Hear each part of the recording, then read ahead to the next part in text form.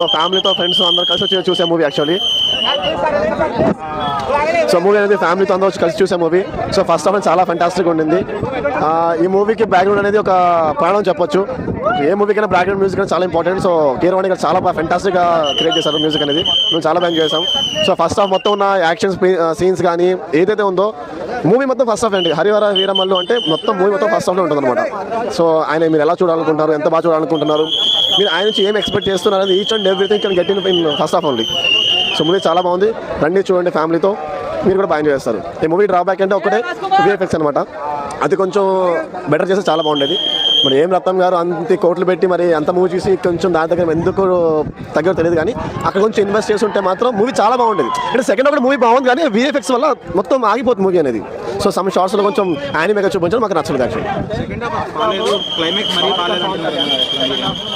Climax ఎందుకు బాగట్లేదు అంటున్నారంటే ఇది 2 పార్ట్ డివైడ్ అయిందండి. ఇప్పుడు కంక్లూజన్ అనేది మీకు ఇంకా రాలేదు. మీకు కంక్లూజన్ రానప్పుడు ఆటోమేటిక్గా ఒక మైండ్లో బజ్ ఉంటుంది అనమాట, ఏంటి ఇక్కడికి ఆగిపోయింది అని చెప్పి. సో అలా అనడం వల్ల మీకు ఆ ఫీల్ రావడం తప్ప అలా ఇంకేం లేదండి. ఇప్పుడు